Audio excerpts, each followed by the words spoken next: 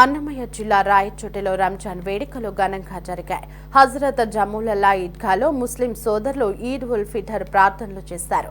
రంజాన్ వేడుకలో మండిపల్లి రాంప్రసాద్ రెడ్డి పాల్గొన్నారు. స్నేహం, కరుణ, క్రమశిక్షణ, దయాగుణాలకు ప్రతీకగా నిలిచే రంజాన్ పర్వదినం మానవాళిని ఆదర్శవంతంగా తీర్చిదిద్దబడుతోందని అన్నారు.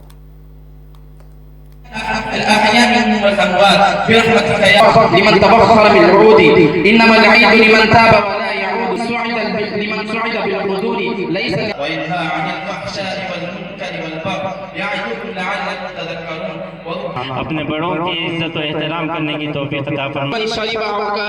إنما العيد لنا ومولانا నమస్కారం. రాష్ట్ర ప్రజలందరికీ రంజాన్ శుభాకాంక్షలు.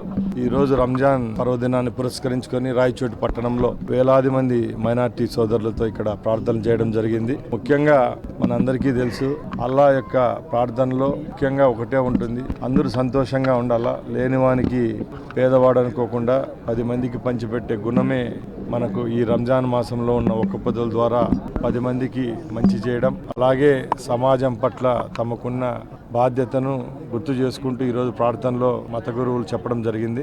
ముఖ్యంగా ఈరోజు ఈ రాయచోటి నియోజకవర్గంలో ఉన్న మైనార్టీ సోదరులందరికీ మరొకసారి రంజాన్ శుభాకాంక్షలు. అలాగే ఆ భగవంతుని ఒకటే ప్రార్థించాం.